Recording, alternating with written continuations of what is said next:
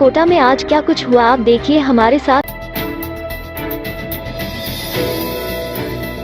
दूसरे दिन भी जारी रही न्यायिक कर्मचारियों की हड़ताल। जयपुर में सहायक कर्मचारी की मौत के मामले में न्याय की लगा रहे गुहार। कोटा राजस्थान न्याय कर्मचारी संघ कोटा जिले के तत्वाधान में अधीनस्थ न्यायालय के सभी न्याय कर्मचारी लगातार दूसरे दिन गुरुवार को भी सामूहिक अवकाश पर रहे। इस दौरान कर्मचारियों ने रैली निकाली और नारेबाजी कर प्रदर्शन किया। राजस्थान न्यायिक कर्मचारी संघ कोटा के अध्यक्ष सोहन लाल मीणा ने बताया कि जयपुर में एक न्यायिक अधिकारी के आवास पर सहायक कर्मचारी सुभाष मेहरा की संदिग्ध परिस्थिति में मौत हो गई थी। इस मामले में संबंधित पीठासीन अधिकारी के खिलाफ कार्रवाई की मांग और सुभाष मेहरा के मौत मामले की सीबीआई से जांच करवाने की मांग की जा रही है। साथ ही उसके परिजनों को 50 लाख रुपए की आर्थिक सहायता और परिवार के एक सदस्यों को नौकरी दिए जाने की मांग की जा रही है। लेकिन अभी तक कर्मचारियों की मांगों पर किसी ने ध्यान नहीं दिया और उनकी बात की सुनवाई नहीं हो रही है। इस मामले को लेकर पहले जयपुर में ही नए कर्मचारी सामूहिक अवकाश पर थे, लेकिन बुधवार से राजस्थान के सभी अदालतों के नए कर्मचारी अवकाश पर रहे। कोटा में करीब 60 अदालतों के 600 से ज्यादा न्यायिक कर्मचारी अवकाश पर रहे। संघर्ष समिति के अध्यक्ष नरेंद्र राय जैन ने बताया कि दूसरे दिन गुरुवार को तो अदालतों में फाइल निकालने वाले कर्मचारी तक नहीं थे, जिससे अदालतों का कामकाज पूरी तरह से ठप हो गया। कर्मचारियों ने अदालत परिसर से लेकर कलेक्ट्रेट तक रैली निकाली और नारेबाजी की। इसके बाद कलेक्ट्रेट पर धरना दिया। उन्होंने बताया कि जब तक उनकी मांगे पूरी नहीं हो जाती तब तक आंदोलन जारी रहेगा।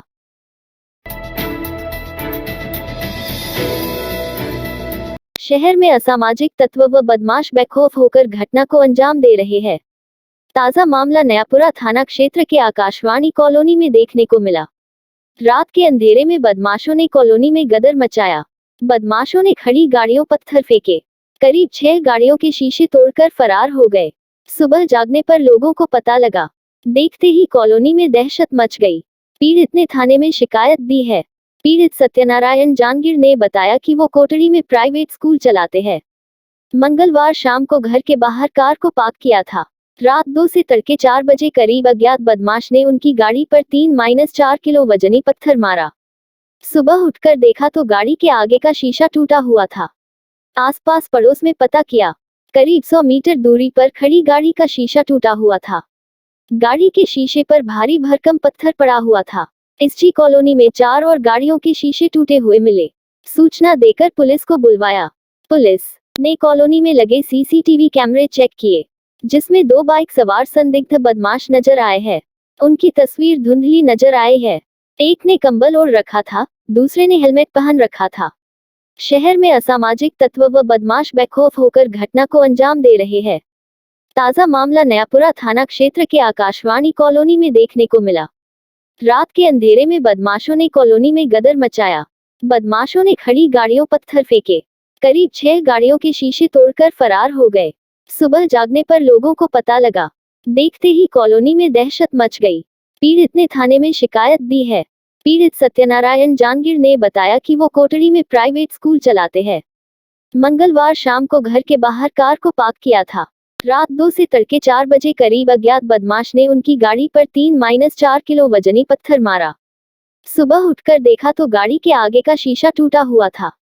आसपास पड़ोस में पता किया, करीब 100 मीटर दूरी पर खड़ी गाड़ी का शीशा टूटा हुआ था। गाड़ी के शीशे पर भारी भरकम पत्थर पड़ा हुआ था। एसजी कॉलोनी में 4 और गाड़ियों के शीशे टूटे हुए मिले। सूचना देकर पुलिस को बुलवाया। पुलिस ने कॉलोनी में लगे सीसीटीवी कैमरे चेक किए, जिसमें 2 बाइक सवार संदिग्ध बदमाश नजर आए हैं। उनकी तस्वीर धुंधली नजर आई है। एक ने कंबल ओढ़ रखा था, दूसरे ने हेलमेट पहन रखा था। कांग्रेस के 91 विधायकों के इस्तीफे दिए जाने के 65 दिन बाद भाजपा के उपनेता प्रतिपक्ष राजेंद्र राठौड़ के हाईकोर्ट में पीआईएल दर्ज करने को लेकर मंत्री अशोक चांदना ने यह स्वीकार किया कि उन्होंने इस्तीफे दे रखे हैं। उनके इस्तीफों पर अंतिम निर्णय स्पीकर सीपी जोशी को लेना है।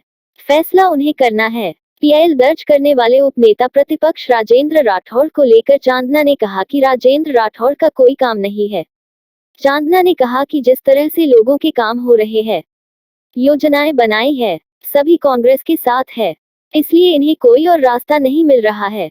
चांदना ने कहा कि जिन्होंने इस्तीफे दिए हैं, किसी ने उसका खंडन भी नहीं किया और अब इस्तीफों पर स्पीकर जो फैसला करेंगे वो सभी को स्वीकार होगा। कोर्ट में जाना हर व्यक्ति का अधिकार है। राजेंद्र राठौड़ भी जा सकते हैं। नगर निगम हेरिटेज मुख्यालय में समितियों के गठन की मांग को लेकर कांग्रेस और निर्दलीय पार्षदों की चल रही भूख हड़ताल जारी है। महापौर मुनेश गुर्जर ने पार्षदों से भूख हड़ताल समाप्त करने का आग्रह किया, लेकिन उन्होंने स्वीकार नहीं किया। इस रात की सुबह नहीं होती जब तक हाथ में उसकी गर्माहट नहीं होती। चाय का प्याला, अखबार साथ पुराना है, मिट्टी से जोड़ता है। खबरों की खुशबू से सारा घर महकता है। हर रंग में ढला कहानियों से किस्सों तक ले जाता है बेरोक टोक। देश के हर हिस्से तक ये हकीकत का आईना है। ख्वाबों को सच करके दिखाता है। दैनिक नवज्योति, आपके लिए, आपके साथ। ये थे आज के मुख्य समाचार। विस्तार से जानने के लिए पढ़ते रहिए दैनिक नवज्योति। दैनिक नवज्योति के YouTube चैनल को सब्सक्राइब करें और ताज़ा अपडेट के लिए बेल आइकॉन दबाएं।